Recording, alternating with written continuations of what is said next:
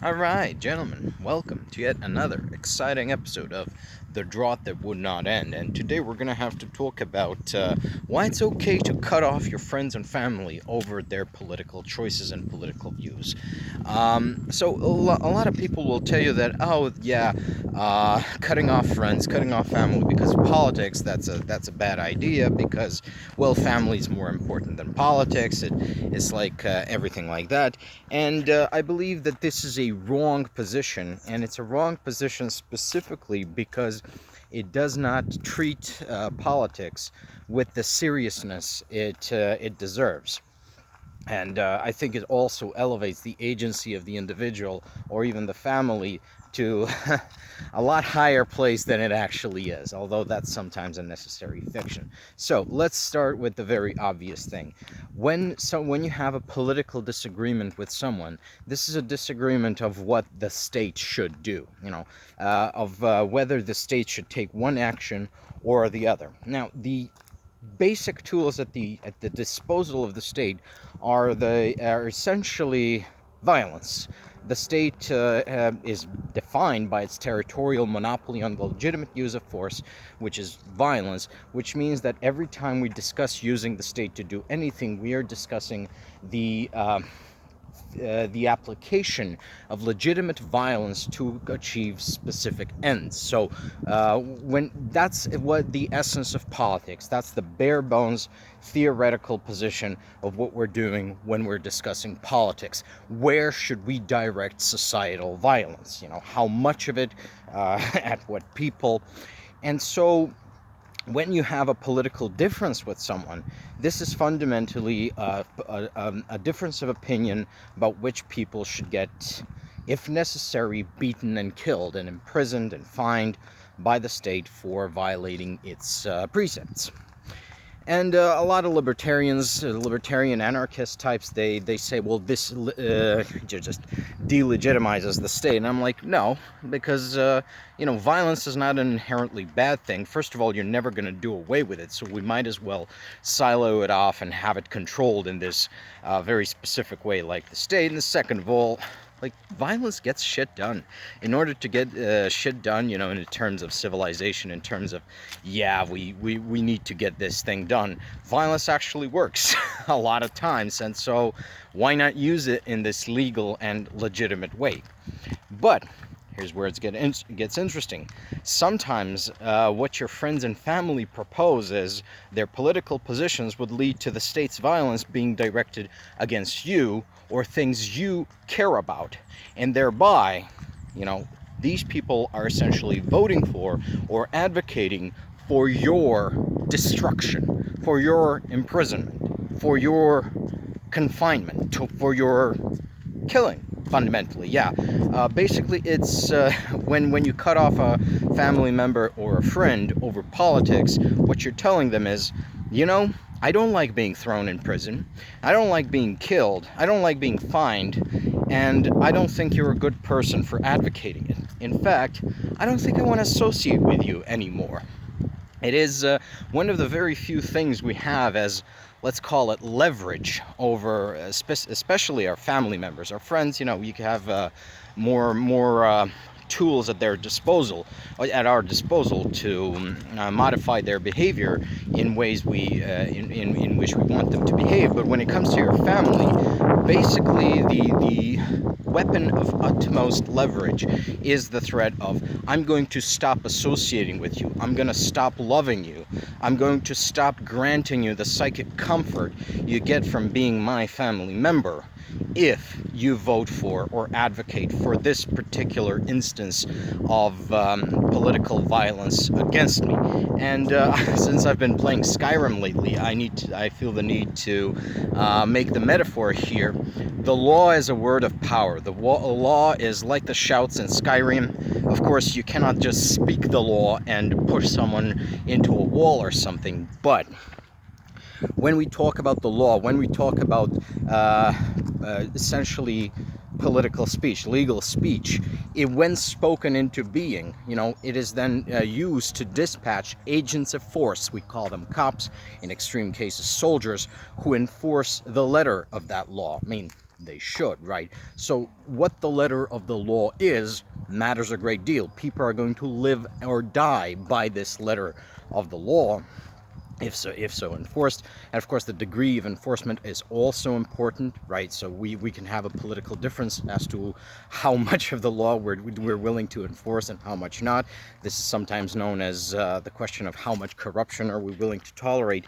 But ultimately, when we're discussing politics and law, we are discussing life or death situations, and in many cases we are talking about our lives and death. So for example, I cut off a lot of people whom I considered friends over the Russian invasion of Ukraine in 2022, because I realized that, if these people are ready to sell out Ukraine to the Russians because of their politics, then they would also be willing to sell Macedonia out to the Russians, all of Eastern Europe really.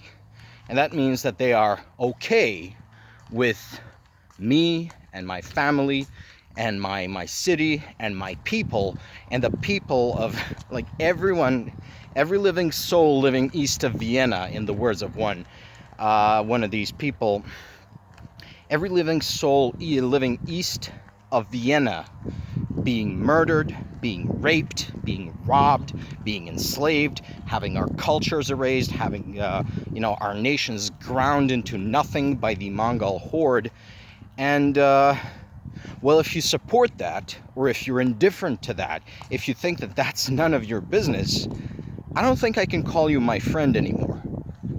Or I don't think I can call you a human being anymore. You are something evil and low, something skulky and disgusting and slimy, something that should be crushed underfoot maybe. But human and friend, definitely not. So yeah, this is a kind of a big deal when you have a political difference with someone, and this really just puts paid to the oh, you cut off your father just because of politics. Well, it frames politics as unimportant, whereas politics is, let's face it here, probably the most important thing happening in your life. A lot of people, and here is where it gets really to the moral dimension of this fallacy. This argument that politics doesn't matter and shouldn't influence your decisions, it comes from a place of hubris. And I've noticed that, especially in English-speaking countries, people have this hubris that the outside world doesn't really matter. What you do matters. It's a product of that Anglo-Saxon individualism, that essentially you have your own, you hold your destiny in your hands, which is probably a necessary fiction so that people actually go out and do things, instead of just mope around all day. But fundamentally, this is false. The things which will define your life, the things which will define whether you live a good or a bad life, a rich or poor life, a prosperous or a poor life, a peaceful or violent life, are for the most part out of your hands. Like right now in Ukraine, we are seeing people who are living very violent lives. They're living, essentially, they're living through a modern war, through a full-scale war, not because of anything they did, not because of any choices they made, but because of politics, because some powerful people, politicians, they got together and they had this idea, okay, let's go have a war. And it wasn't even politicians in their country. Ukraine is attacked.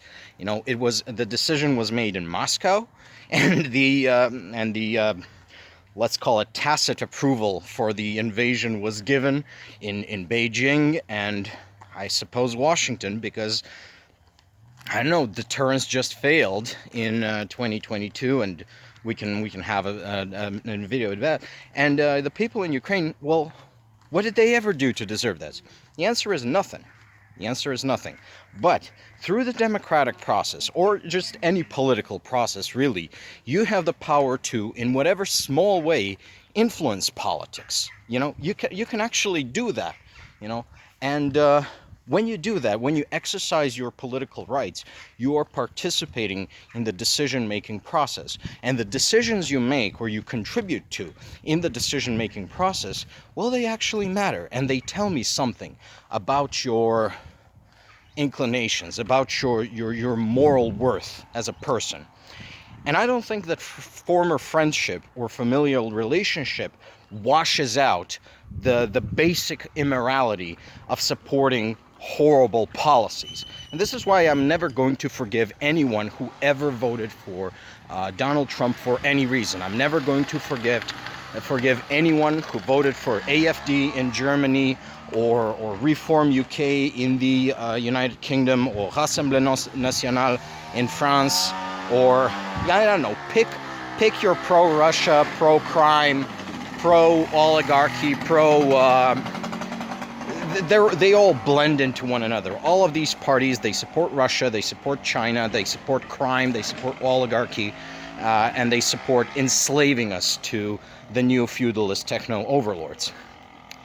And whatever your reason, whatever your stupid ass reasons for voting for these evil people, I don't care if it's the price of eggs or whatever inane egg price suffers. Yeah, how you doing now in America? Not too nice, are you?